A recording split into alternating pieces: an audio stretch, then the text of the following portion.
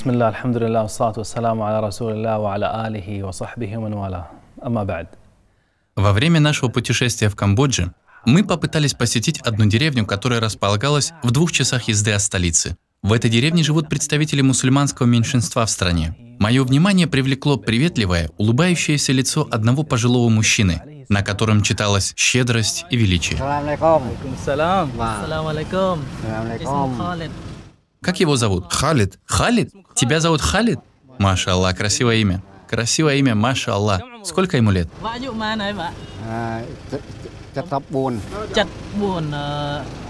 74. 74 года, Маша Аллах. Проблема была в том, что он жил вдалеке от своей семьи и детей. Почему? Потому что в его семье нет никого, кто бы мог о нем заботиться.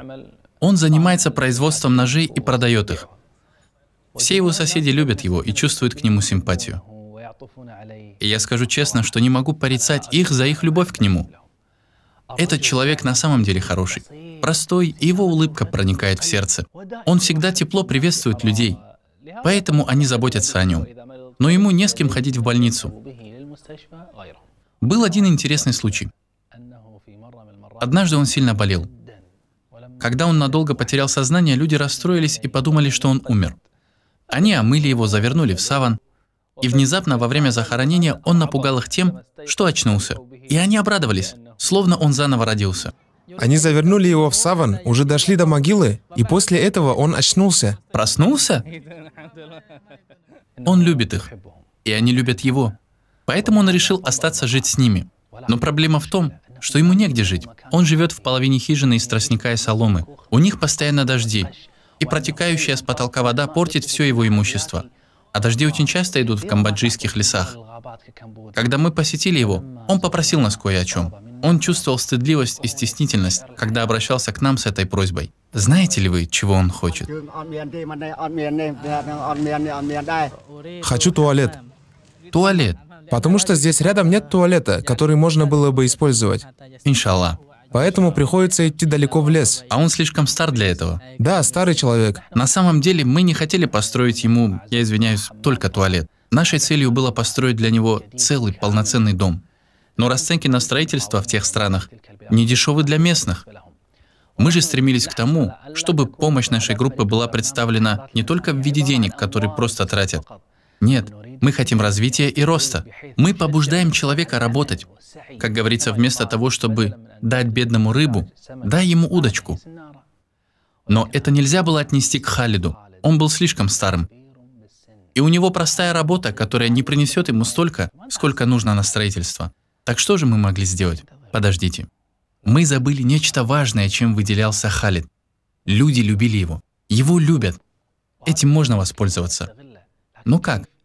Я не предлагаю ему выдвигаться на выборы. Есть простая вещь, которая может помочь ему в строительстве. Вместо того, чтобы нанимать строителей, которые построят ему дом, что будет для него очень дорого, вместо этого придут жители деревни, которые хотят, чтобы он жил с ними, и построят дом вместе с ним. Тогда остаются только стройматериалы, и они простые в большинстве своем, произведенные из деревьев из леса. И действительно, деревенские жители собрались и начали строить дом и туалет. А Халид наблюдал за этим с ярко выраженной радостью. Иногда он помогал им строить, несмотря на свой преклонный возраст и нелегкий труд.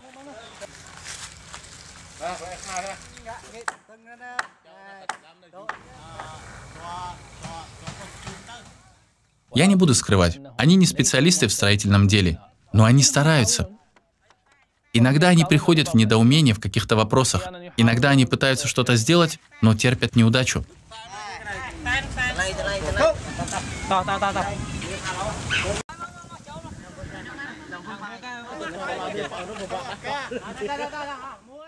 Но в конечном итоге они смогли построить дом.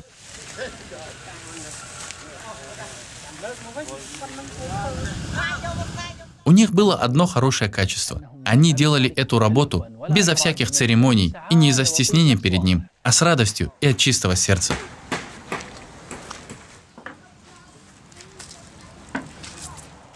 Честно говоря, невозможно описать то чувство, когда ты видишь группу твоих товарищей, которые оставили свою работу, семьи и жизнь для того, чтобы помочь тебе и подарить тебе улыбку. От большой радости за свой дом Халид начал сидеть в нем еще до окончания строительства.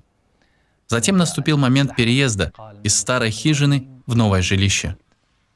Он рано начал переносить свою одежду и скромный скарб, куски циновок, его постель и немногочисленную одежду.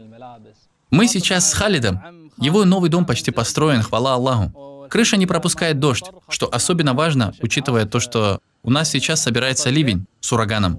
С соизволения Всевышнего Аллаха этот проект близится к концу. Завтра все будет доделано с соизволения Аллаха. Халид очень обрадовался этому завершению, и пусть Всевышний Аллах одарит его счастьем в дуне и ахирате. Несмотря на это, он не забросил свой старый дом. Место в своей старой хижине он использовал под кухню. Теперь у него есть кухня после того, как раньше он готовил, сидел и спал на одной и той же доске. Затем, до того, как я уехал, он проводил нас так же, как встретил, со своей красивой улыбкой.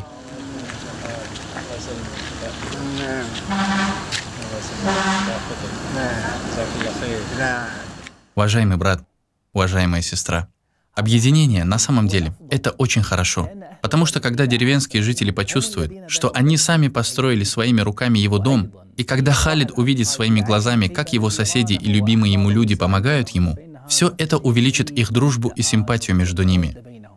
Дружба и сплоченность получается не тогда, когда мы строим дом за деньги. Сплочение сердец происходит от Аллаха. Всевышний Аллах сказал, Он сплотил их сердца. Если бы ты израсходовал все, что есть на земле, то не смог бы сплотить их сердца. Однако Аллах сплотил их. О Аллах, сплоти нас и помести нас в тени Твоего трона в тот день, когда не будет другой тени, кроме Твоей тени. Аминь. И хвала Аллаху, Господу миров.